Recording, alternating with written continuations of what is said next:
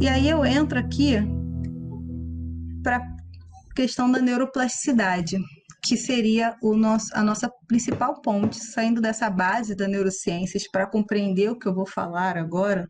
Entender a neuroplasticidade é extremamente relevante para saber quais são os processamentos associados a questões de aprendizado e memória, né? E identificar muitas vezes por que aquele indivíduo ele não consegue aprender ou acompanhar como outros indivíduos, por que aquele indivíduo tem uma dificuldade maior nisso, pode estar acontecendo alguma coisa em relação aos circuitos neurais dele que está alterado, por que aquele indivíduo tem dificuldades em focar, né? Será que aquele indivíduo apresenta alguns sintomas relacionados ao autismo, por exemplo, onde ele não consegue filtrar direito aquela informação? A neuroplasticidade entra nesse sentido de não só justificar as bases de compreender como que a gente aprende, como que a gente consegue memorizar, mas também identificar possíveis falhas que possam prejudicar o aprendizado. E eu trago aqui uma frase de um artigo que eu li recentemente, muito interessante, depois eu posso recomendar, que justifica a plasticidade. E tudo que a gente está discutindo aqui em relação aos estudos neurocientíficos e a aplicabilidade transdisciplinar dele, né? Descrever ou saber como perturbar o sistema não é suficiente, que é o que a pesquisa geralmente faz, né?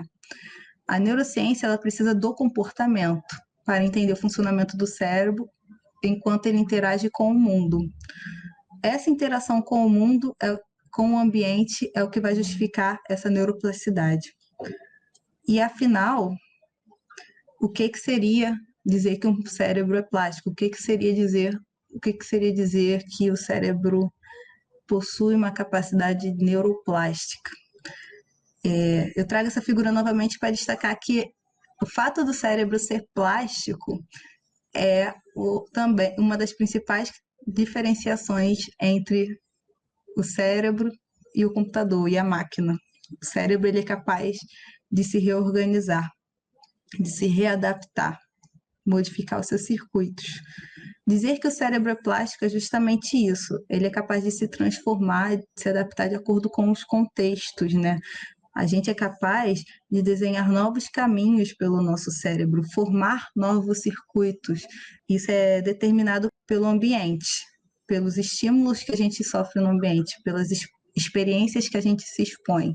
A gente é capaz de formar e desfazer conexões. Então, aqui eu trago uma analogia interessante para entender essa plasticidade do cérebro e a formação desses traços neurais, assim. Aqui você pode observar uma grama alta. E essa grama alta é o nosso cérebro sem a influência do ambiente, ou sem você estimular nenhum circuito, sem você praticar nenhuma habilidade, sem você executar nenhuma tarefa. Mas à medida que você executa muitas vezes uma mesma tarefa, ou que você se expõe muitas vezes a um único estímulo, e o que eu chamo de estímulo? Tudo que a gente percebe com os nossos sentidos, pode ser o paladar, pode ser o toque, o tato, a visão, a audição, o olfato.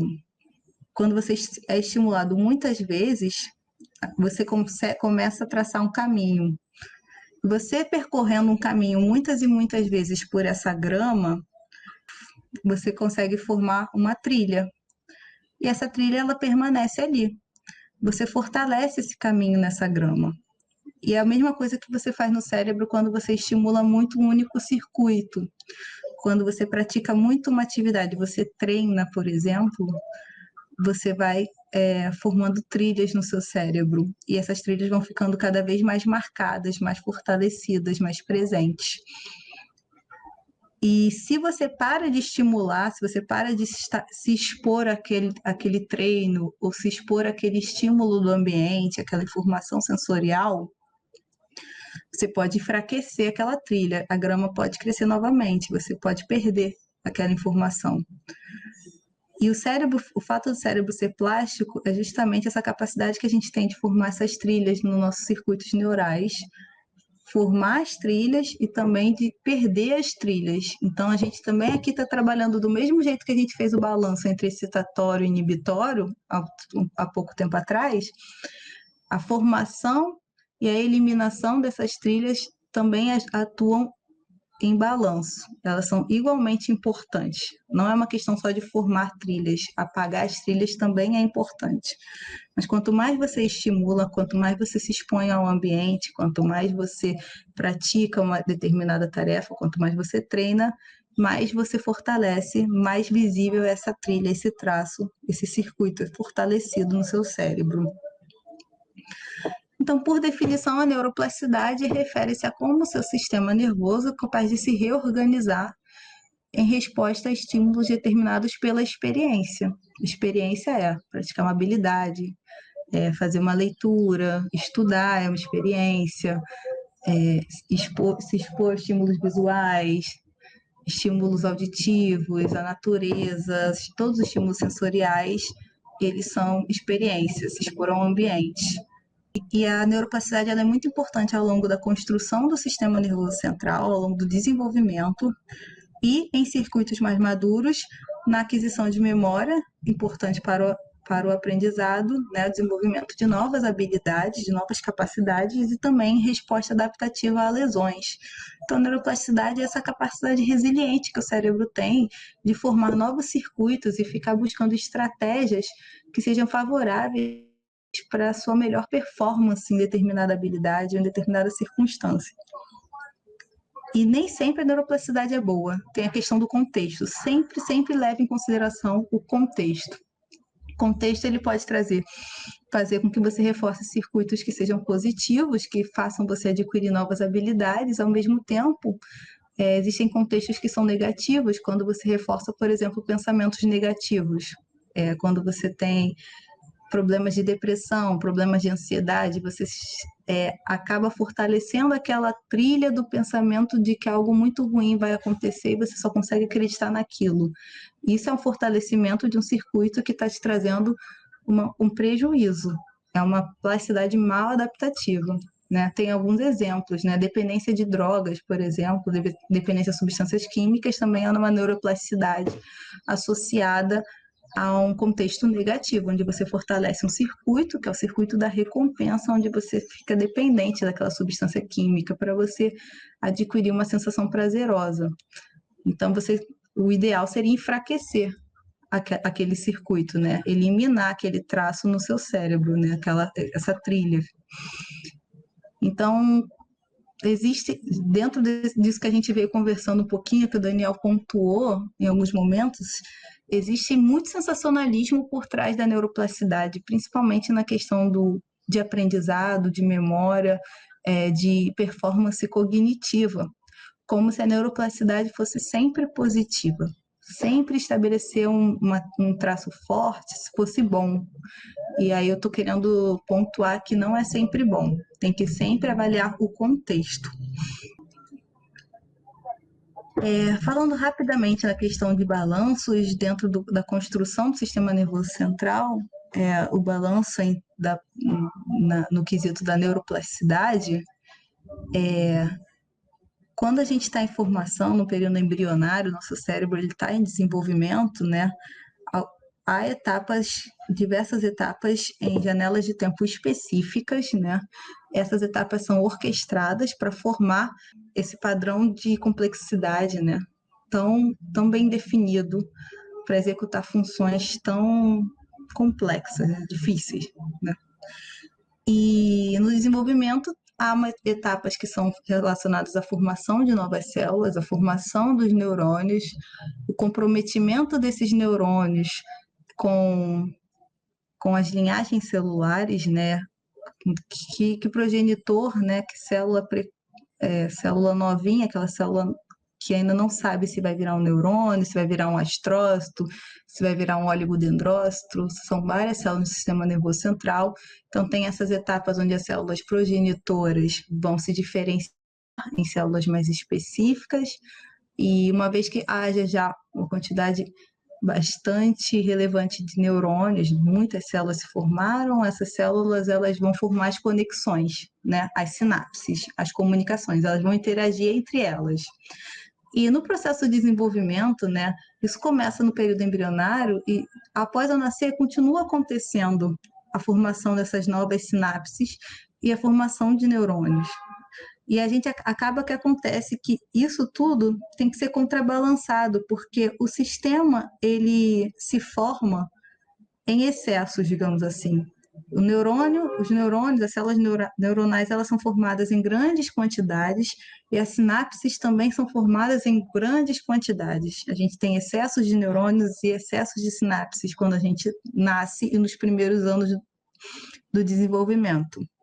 E aí existem outras etapas que também fazem parte do desenvolvimento que vão contrabalançar esses excessos, que no caso seria a apoptose, que seria a eliminação natural, fisiológica, do excesso de neurônios que foram formados, e também o refinamento sináptico, a poda, a eliminação do excesso de sinapses que vão se construindo logo após o nascimento. Então, os processos, as etapas relacionadas à construção do nosso cérebro, elas estão em equilíbrio constante entre a produção e a eliminação. E essa poda, essa apoptose, né, isso são etapas relacionadas à plasticidade. A eliminação dessas sinapses é um fenômeno de neuroplasticidade. É a questão de formar um acabamento adequado para o sistema funcionar de forma ótima. Então, logo quando a gente já nasce, o ser humano já nasce, o sistema nervoso dele, ele não está pronto, porque ele está passando pelas questões de balanço, mas o sistema já é funcional, ele já é capaz de exercer funções específicas para que o indivíduo garanta a sua sobrevivência. Então, ele já consegue ter uma identificação com a mãe, já consegue reconhecer quem que vai garantir a sobrevivência dele, já consegue perceber automaticamente onde é que está o alimento dele, já tem as capacidades necessárias para explorar o mundo, e essa exploração do ambiente, dos estímulos ambientais é que vai garantir que o seu desenvolvimento continue ocorrendo de forma apropriada, e até a questão do repouso, do descanso, né? O bebezinho ele sempre dorme muito, ela é importante para o amadurecimento e a continuação do seu desenvolvimento. Então, assim, de maneira mais grosseira, né, aqui mais focada na questão do desenvolvimento motor, logo após eu nascer, tudo é muito... a gente tem tantas sinapses, a gente tem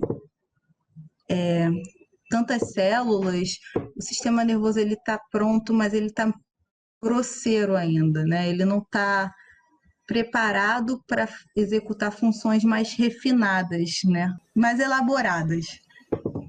E aqui vocês podem ver aqui no amadurecimento motor, né, que a criancinha nos primeiros meses de vida, elas conseguem fazer quase nada, só movimentos grosseiros, rolar, com o tempo ela vai levantando a cabeça, até que chega um momento que ela consegue se equilibrar, ficar em pé sozinha, dar os primeiros passos, e aí elas vão caminhando de forma automática. Isso aqui já é o aprendizado, ela já aprendeu. E isso tudo envolveu mudanças estruturais nesses circuitos cerebrais dela. Então, quando a gente nasce, o cérebro vem como um esboço pré-determinado geneticamente, né? De uma maneira que o cérebro nasça de uma maneira predisposta a receber toda a informação do ambiente. E essa informação do ambiente que vai garantir esse aprendizado, que vai garantir a neuroplasticidade, a eliminação dos excessos, que vai favorecer favorecer circuitos mais precisos, né? E essa que vai garantir um comportamento mais elaborado, como o Daniel falou agora. Então, o que eu quero mostrar com essa figura aqui, né? Eu ilustro aqui o cérebro no início do desenvolvimento e um cérebro de um indivíduo já adolescente. E o que eu mostro nessa figura é que não há nenhuma alteração muito expressiva visualmente. Nos primeiros meses de vida, o número de sinapses, né, e o total de sinapses por área e o total de sinapses, ele aumenta de forma exponencial e muito expressiva. E com o passar dos anos, há essa eliminação, né, que é o refinamento sináptico. A gente vai perdendo os excessos de conexões. E assim, aqui nessa figura, é possível observar que essas sinapses, elas vão se formando, as conexões passam a ser bastante grosseiras e inespecíficas, digamos assim, né? até que há um processo, nos primeiros anos de vida, até que há um processo de entre competição entre as células por alvos, né, por nutrientes liberados pelo alvo, por moléculas tróficas, que a gente chama, né, moléculas que são atraentes e que vão garantir a sobrevivência daquele neurônio que está buscando o seu alvo.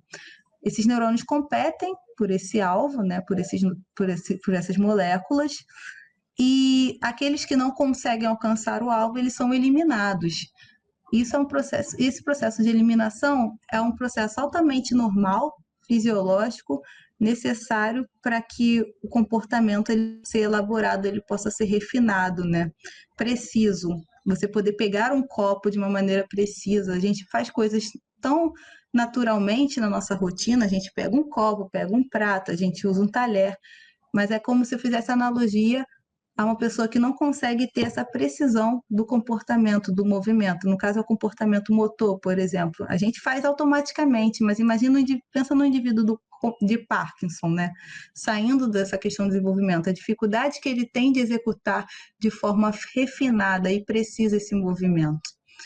Então, imagina que a gente não tivesse essa eliminação. Se a gente não tivesse essa eliminação, se a gente tivesse os circuitos ainda desorganizados, circuitos grosseiros e imprecisos, nós teríamos muita dificuldade de realizar um gesto tão simples como cortar uma carne, por exemplo, pegar um copo, que são os movimentos motores mais distais, né? Por exemplo, que a gente utiliza com a nossa mão, por exemplo, com nossos dedos, eles são os movimentos mais finos que nós temos, só que a gente está no automático, mais ou menos, né?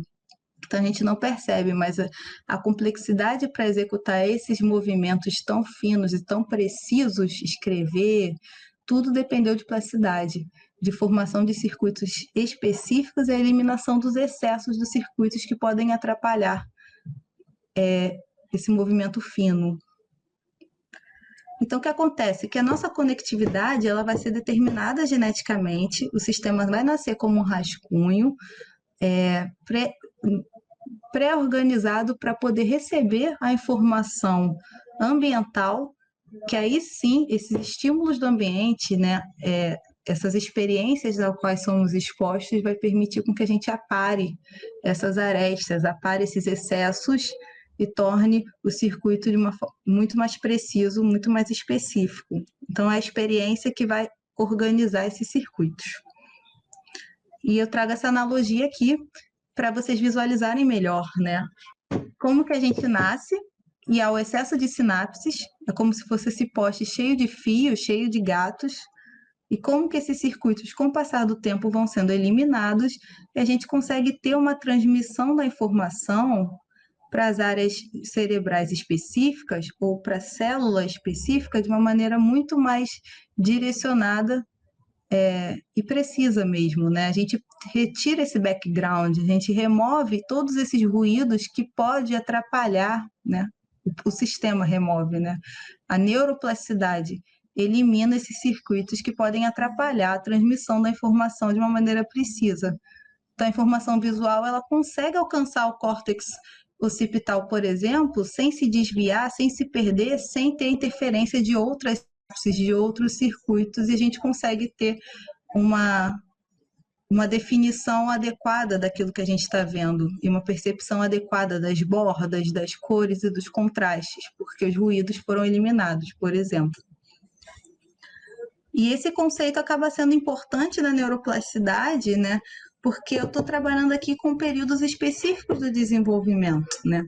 Falei que como que o cérebro, nosso cérebro está volátil em fases mais iniciais do desenvolvimento, quais são as etapas que ele precisa passar para que aquela informação possa ser construída e possa ser armazenada, né? Possa ser elaborada, como que os sistemas cognitivos vão poder vão se definindo, digamos assim, né?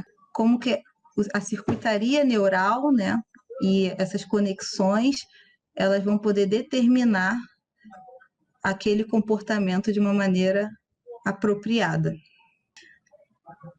A plasticidade, ela pode ser definida a nível da sinapse em si, né, da interação neurônio-neurônio, né, ou a nível mais estrutural, né, um nível mais macroscópico, quando a gente olha no ponto de vista de circuitos e redes neurais, que são sendo relevantes, eu falei agora, desenvolvimento, mas também para aprendizado e memória, e novamente adaptação em resposta às lesões.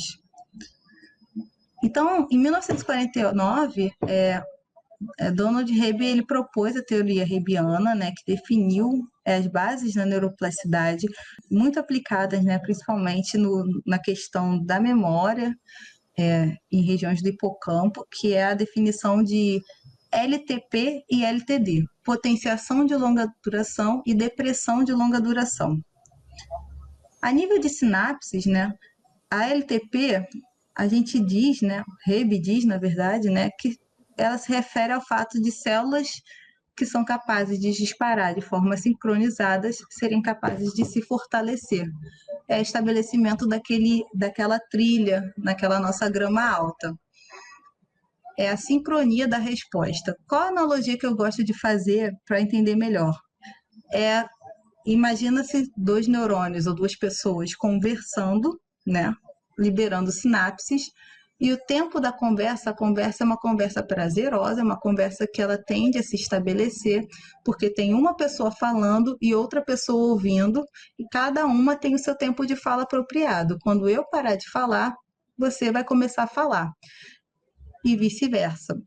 Então, eu tenho meu tempo de fala e você vai respeitar o meu tempo de fala, e depois parar de falar, você vai me responder, e isso vai gerar uma sincronia na nossa conversa.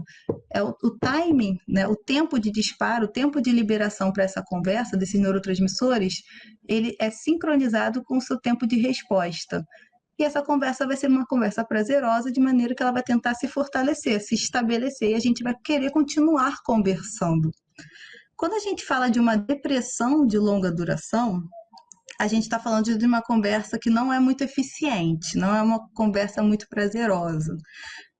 Na depressão, as células elas acabam disparando de forma assincrônica, e a tendência dessa sincronia é que elas se percam, né? Elas se enfraqueçam, e a conversa não exista mais. Essa sinapse ela tende a se perder e ser eliminada. Essa é a depressão de longa duração. Ou seja, seria uma conversa no qual eu estou conversando e você vai me interromper. Você vai falar antes de eu terminar de falar. E a gente não vai conseguir estabelecer essa comunicação porque um fica atropelando o outro na conversa. É aqui exemplificado pelo tempo de disparo da atividade elétrica. Aqui na LTP, você pode ver que a primeira célula pré-sináptica, ela dispara 20 milissegundos antes da célula pós-sináptica.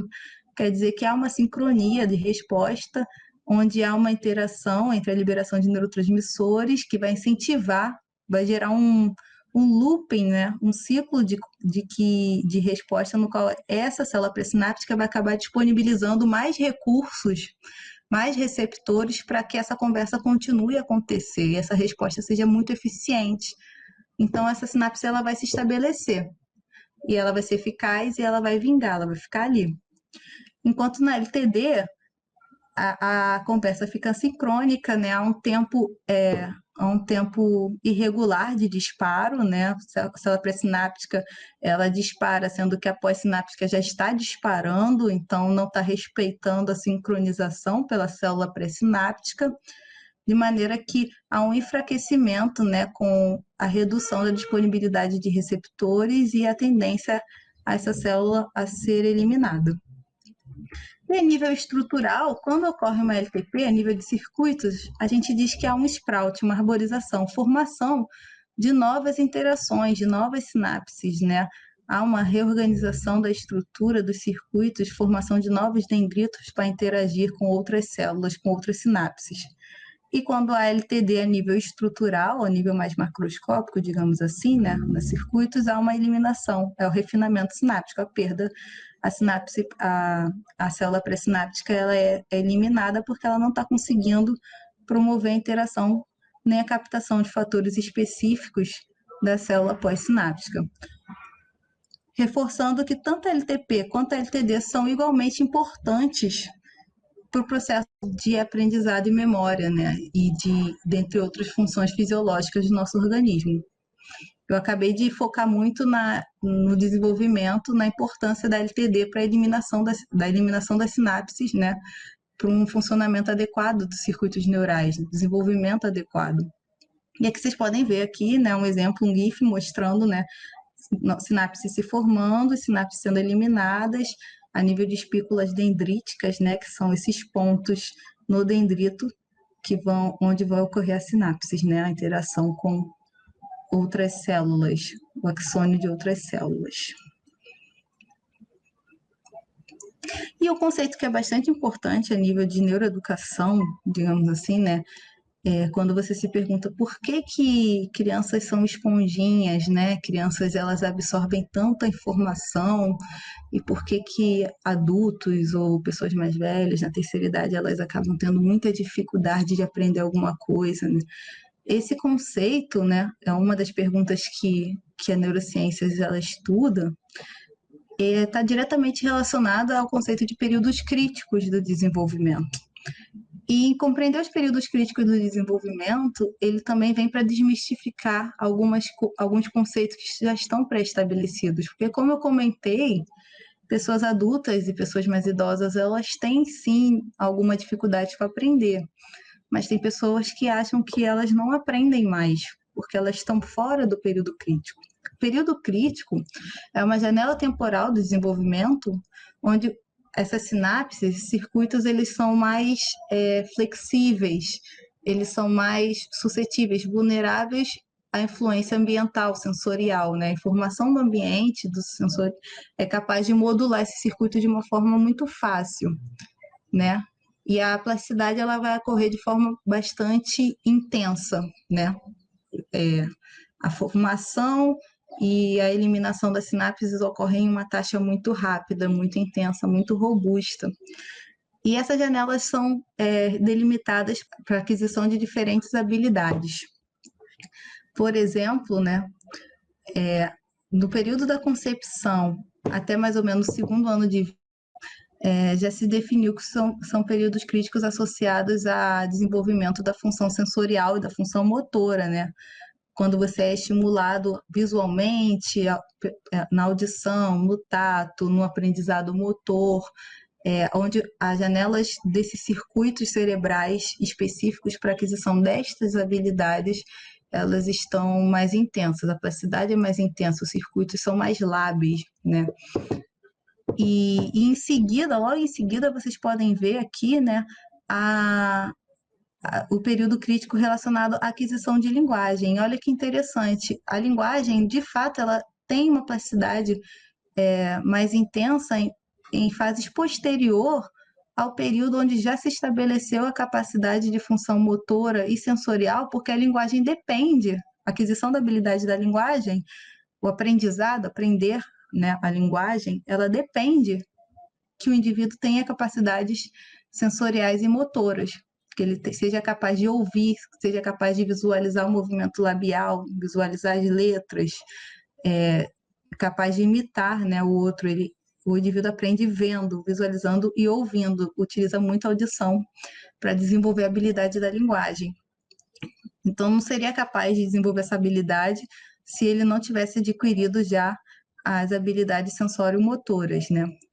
E as habilidades mais cognitivas, né, que é mais aplicadas, assim, o que a gente trouxe para debate aqui nessa conversa, elas são posteriores à aquisição das habilidades sensório-motoras e da linguagem, né? Se abrindo aqui em 1 ano de idade e, curiosamente, né, essa janela temporal relacionada à aquisição cognitiva de habilidades relacionadas à atenção, aprendizado, memória, comportamento social, comportamento emocional, tomada de decisões de raciocínio lógico, é uma janela temporal que ela não fecha, ou seja, o indivíduo ele vai ter um pico, uma fase no seu desenvolvimento específico, onde ele é capaz de ter ele é mais responsivo, os circuitos deles têm um aprendizado mais rápido, mais intenso, as sinapses elas têm uma taxa maior de formação e eliminação, de acordo com a necessidade, com o aprendizado, com incentivo, né? E com o passar do tempo, há uma redução, sim, elas vão se tornando mais resistentes, mas assim, o período crítico das habilidades cognitivas, aparentemente, se permanece ao longo da vida inteira. Então, o indivíduo é capaz de aprender ao longo da vida inteira. Sendo que interferências, né, no desenvolvimento que prejudiquem essas fases iniciais e a aquisição dessas habilidades, como uma algum tipo de restrição alimentar, ou uma restrição da interação social, a restrição à exposição a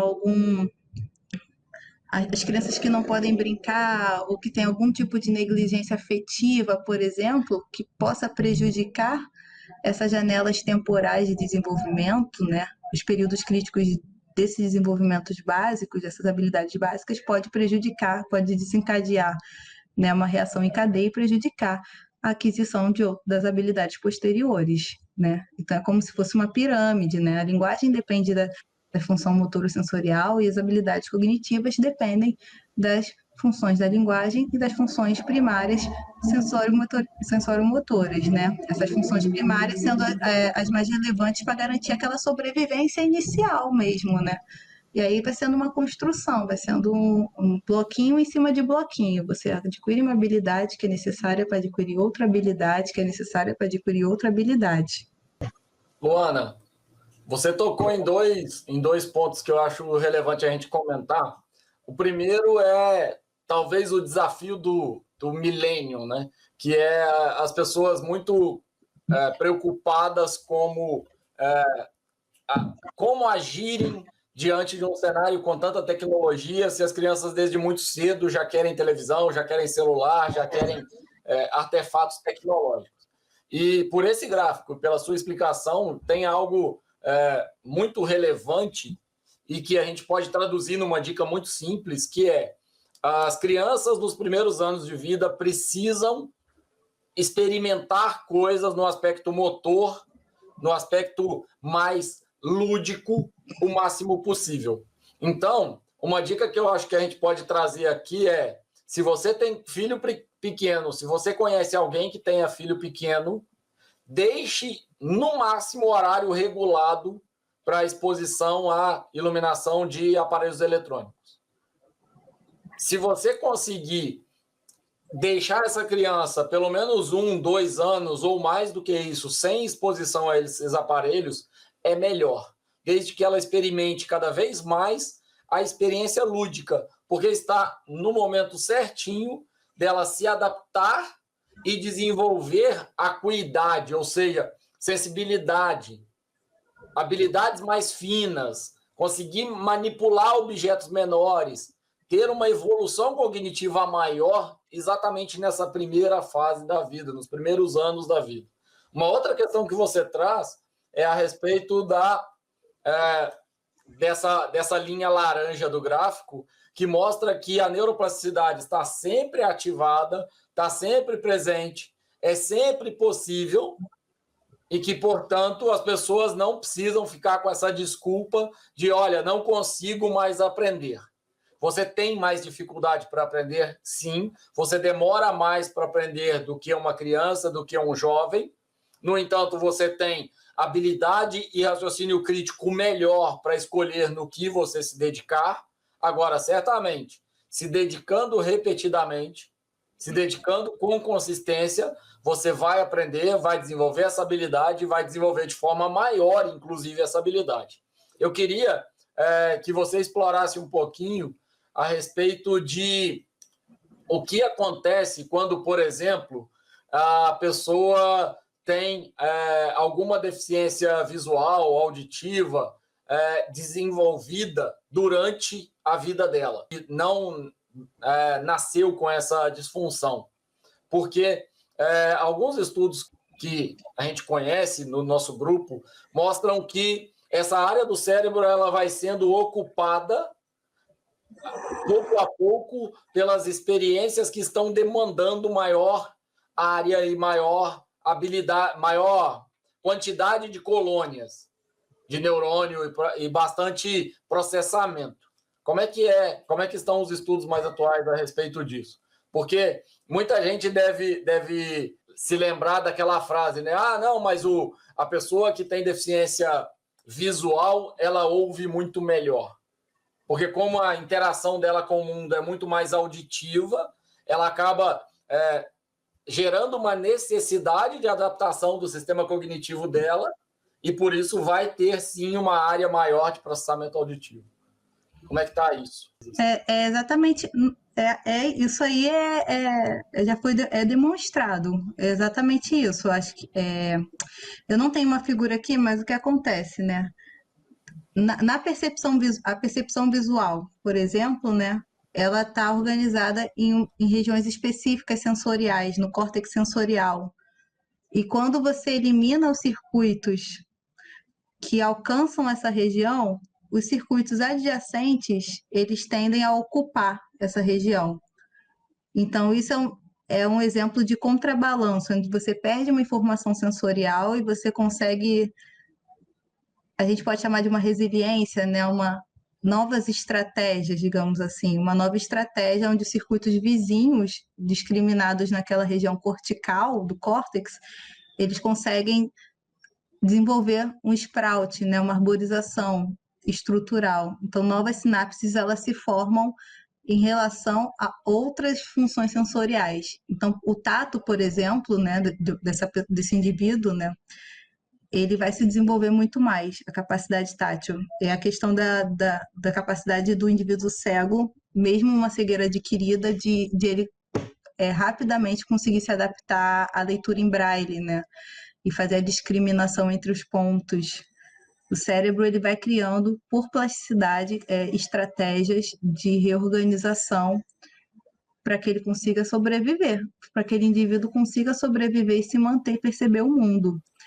Outra coisa interessante, que eu até estou escrevendo um trabalho sobre isso muito legal, por exemplo, é que indivíduos cegos, a gente fala um pouquinho desse caminho, né? A visão vai ter um caminho de formação topográfica, aquela figura dos trilhos da Nature, que eu mostrei agora há pouco. Tem o caminho a visão vai perceber a luz e vai ter um caminho pelo nosso cérebro até alcançar o córtex occipital, né? O indivíduo cego, alguns indivíduos, eles são capazes de fazer, por exemplo, a ecolocalização, que no caso é perceber o ambiente através de ruído, do eco do ruído. Ele consegue fazer barulhos e perceber a distância, ouvir e perceber a distância que as coisas e a angulação que as coisas estão ao seu redor, que permite a sua locomoção. E de forma interessante, esse trabalho ele traz que o caminho auditivo, né, através da audição, as regiões visuais do cérebro dele, elas conseguem se ativar, mas por um caminho da audição e não um caminho da visão. Não sei se ficou claro. Ficou. Mas então, eu acho que é interessante aproveitar para comentar uma coisa que fica muito, muito claro na sua apresentação. A gente não está entrando em detalhes de disfunções e de doenças e dificuldades, mas dá para ver, dá para perceber claramente que, pela conversa que a gente está tendo com a Luana aqui hoje, uma deficiência visual ela pode ser tanto no olho quanto no processamento do olho até chegar no córtex central, depois para ir para o occipital, depois para ir para o processamento disso mais elaborado. Então, cuidado para não entender que uma deficiência visual significa a perda de poder de processamento visual. Uma deficiência visual adquirida faz com que essas possibilidades que a Luana comentou, elas existam e sejam muito interessantes, né? As habilidades e os desenvolvimentos que as pessoas têm para contornar as dificuldades são caminhos muito, muito interessantes. Aqui, na universidade, a gente teve uma experiência que para a gente foi muito curiosa na época, mas que eu acredito que seja muito mais comum do que a gente imagina, que é um aluno que passou no vestibular e é um aluno com deficiência auditiva. E, na verdade, eles tentaram, como primeiro processo, a leitura labial, então fale de forma mais pausada na sua aula para que o aluno consiga fazer leitura labial. Depois tentaram contratar um intérprete Libras para ficar traduzindo para ele. E a gente descobriu à época que esse aluno tinha desenvolvido uma linguagem familiar e que, portanto, a forma que ele tinha de comunicar seria muito mais facilitada com a própria irmã. Então, a irmã foi convidada a assistir a aula com ele, e a irmã não tinha deficiência visual, então ela via a aula todinha e ia traduzindo isso para ele numa linguagem específica que eles desenvolveram dentro de casa, até que esse aluno pudesse ser alfabetizado em Libras para que ele conseguisse interpretar e entender outros materiais. Mas foi uma situação que, à época, para a gente foi curiosa, mas que eu acredito, sinceramente, que é muito mais comum do que a gente imagina. Nossa, achei isso super interessante. Eu nunca tinha esbarrado com nada parecido com isso, mas eu acho que isso pode ter um vínculo muito legal, interessante com o que a gente está falando aqui, né? Em relação, o fato do vínculo familiar está associado diretamente com a questão da emocionalidade, como que ele foi capaz de aprender com alguém próximo, né? Essa linguagem, essa resposta adaptativa, como é que ele teve mais facilidade, né, de se inserir e de responder e de se adaptar por causa deste vínculo familiar que deve estar representando alguma coisa do componente emocional para o aprendizado em si, para a reorganização do circuito, digamos assim. O pessoal deve já ter ouvido falar, mas a emoção, o componente emocional é muito importante para o aprendizado. Muito interessante. Sem dúvida. Aqui foram duas características. A primeira, essa questão familiar, e a segunda, claro, uma deficiência do próprio sistema, né? A universidade, no seu vestibular, não tomou conhecimento disso, a família não tinha conhecimento e não tinha poder aquisitivo e acesso à alfabetização em Libras, e esse caso só foi descoberto quando o aluno, de fato, chegou na universidade, né? Chegou já para as aulas, entende?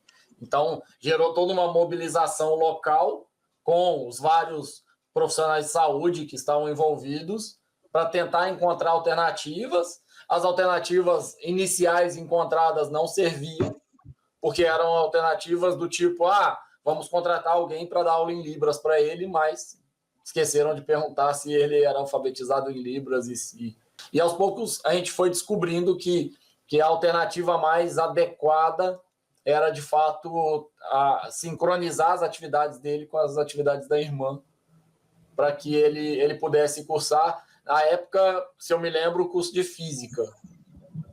Então, teve um movimento bem grande aqui.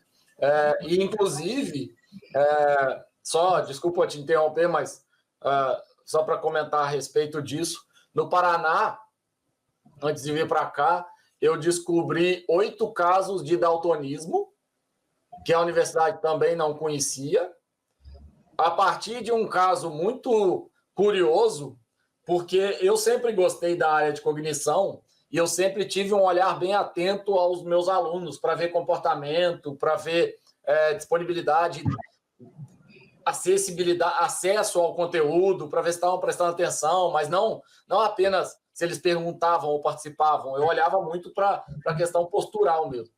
E eu descobri que um dos alunos ele se movia muito para tentar enxergar e perguntei para ele, depois de uma das aulas, um aluno de primeiro período do curso de computação.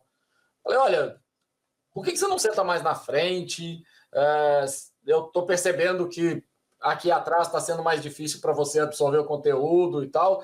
Ele, a princípio, ficou surpreso por eu ter abordado ele, porque ninguém da universidade tinha abordado. E depois ele me contou que tinha uma alergia de pele e que, por isso, ele não podia sentar próximo do quadro, porque era quadro de giz. Lá pelas tantas, eu descobri que ele tinha baixa visão, além da alergia de pele, e ele tinha reprovado 2 vezes numa disciplina de cálculo porque não conseguia ver o quadro. E aí a alternativa que a gente encontrou lá foi uma alternativa muito, muito curiosa e muito prática, que foi procurar o departamento de matemática, conversar com o professor responsável para que esse aluno tivesse autorização para tirar uma foto do quadro, ou então tirar uma foto do rascunho do professor antes dele passar o conteúdo no quadro. E esse aluno tinha um tablet, então ele tirava a foto, estudava, conseguia acompanhar a aula, e na primeira edição da disciplina que ele fez enxergando, ou seja, acompanhando próximo ali a atividade, esse aluno se aprovou com 8,5, numa disciplina que é um alto índice de reprovação, difícil pra caramba. Então, assim, é o tipo de casos que o sistema não pega e que a gente precisa, como educador, estar atento, porque um processo de inclusão não é você ter uma sala de recursos ou você ter uma equipe especializada, é você ter um olhar que identifica, porque às vezes a solução e a alternativa está muito mais ao seu alcance do que você imagina. No nosso caso lá, eu identifiquei também 8 casos de daltonismo, e imagina, um aluno fazendo técnico em alimentos com daltonismo. E eu entrevistei alguns deles e descobri que, por exemplo, o que um dos alunos daltônicos fazia nesse curso de tecnologia de alimentos era combinar com um colega para que o colega que conseguia ver normal acompanhasse a atividade prática e repetisse o posicionamento dos equipamentos de modo que ele pudesse copiar. Então, se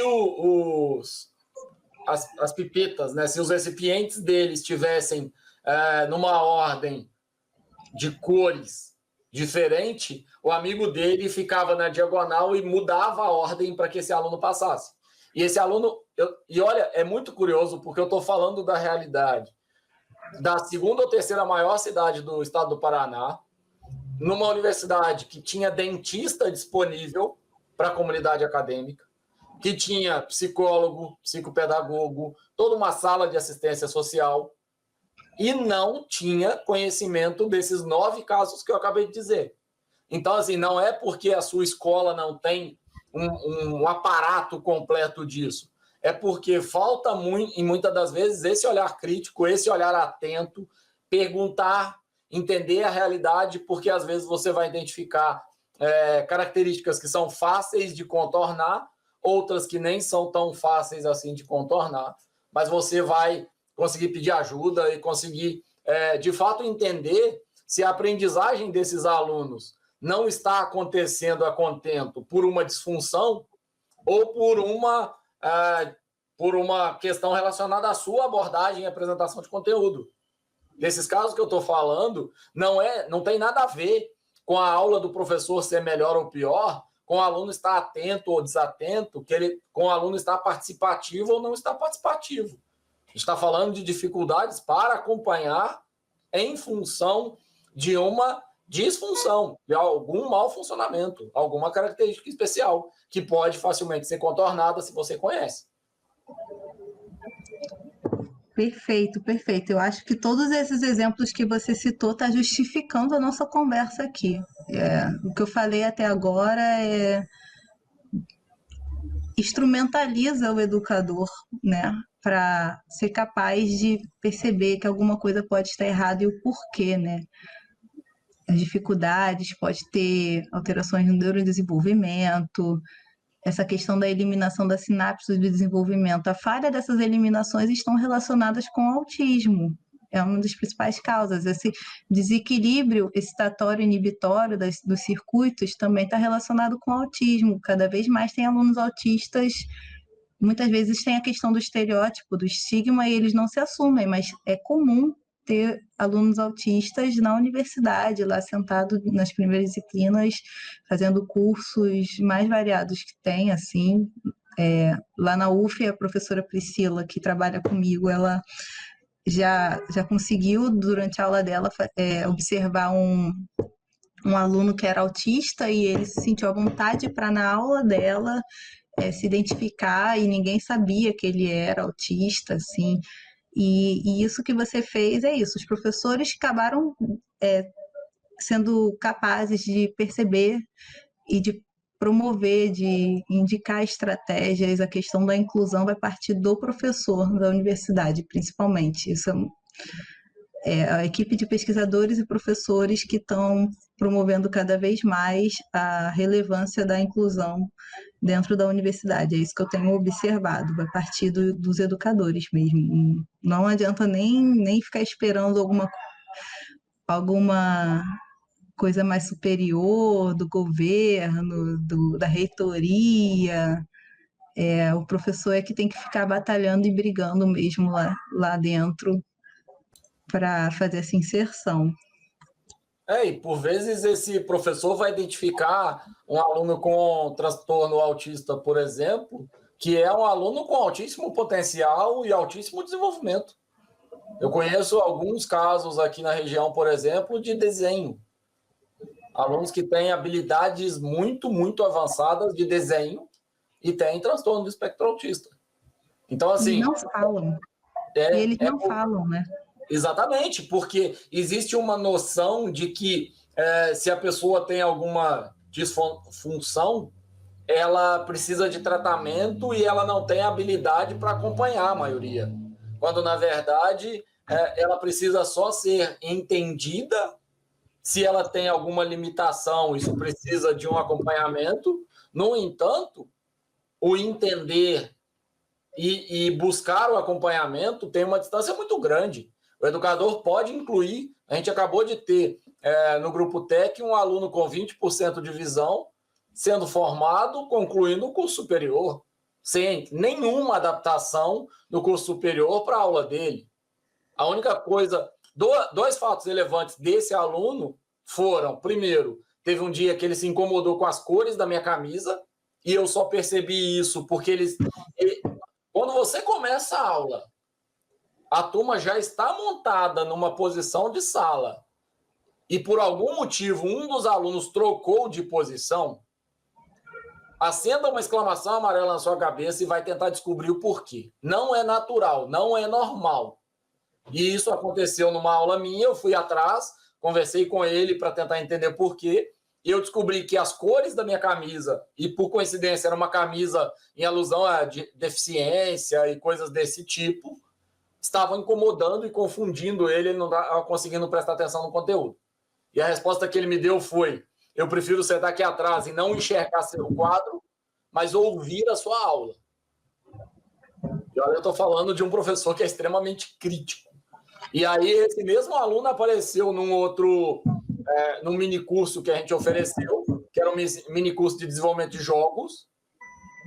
E aí eu pedi para esses dois alunos que eram voluntários, dois monitores, ajudarem as pessoas que estavam lá nas dúvidas para desenvolver o jogo. Passei o gabarito, deixei o gabarito no computador e passei o exercício como slide, ficou projetado na tela. E esse aluno, que tem baixa visão, ele disse: Daniel, vou ter que ir embora, não vou poder te ajudar, porque eu não consigo enxergar o quadro. Eu perguntei para ele: olha, você tem celular? Ele tem. Falei: então vem cá, tira a foto do meu monitor. Agora você passa a olhar na tela do seu celular. Ou seja, ele não conseguia enxergar com 4, 5 metros de distância, mas ele conseguia enxergar com 30 centímetros. Eu avisei para a turma que ele utilizaria o celular. Agradeci no final, inclusive, pela aceitação da turma e pelo engajamento que a turma toda teve. Ele se sentiu extremamente útil e atuou ali como monitor como qualquer outra pessoa, simplesmente porque a gente pegou a tecnologia e usou de modo inclusivo. Então, sim. Não precisa buscar dificuldade, as dificuldades existem, você precisa buscar caminhos que sejam adequados ao seu contexto para incluir esses alunos, para que eles consigam se dedicar na sua aula e aprender o máximo possível do conteúdo que está ali. Não existe a desculpa de que estou velho para aprender ou não consigo mais. Se dedique que a coisa funcione. Essa frase é o gancho do próximo slide, que é exatamente para ilustrar justamente isso. A plasticidade, ela continua ao longo de toda a vida. Só que você vai precisar de um pouquinho mais de esforço, porque os circuitos eles já estão mais estáveis e são mais resistentes à modificação do ambiente. Mas se você colocar uma energia maior para modificar aquele circuito, você consegue modificar aquele circuito. Então, realmente, você é capaz de continuar aprendendo ao longo de toda a vida. E por energia maior, a gente está falando de constância. A gente não está falando de pegar 2 horas e ficar se dedicando por 2 ou 4 ou 6 horas a alguma coisa. É 1 hora por dia durante a semana toda, ou 2 horas por dia durante a semana toda, durante o mês todo, durante o semestre todo. Não adianta achar que vai se dedicar num dia só e vai aprender, porque não vai, é por reforço. A Luana mostrou aqui muito claramente a questão de criação de novas conexões e morte das conexões que não estão sendo usadas. Perfeito, é isso mesmo. É uma questão do tempo e não da intensidade, né? O tempo que você se expõe. Ou ao treino, ou ao estímulo, ou ao ambiente, aquela percepção vai ser construída.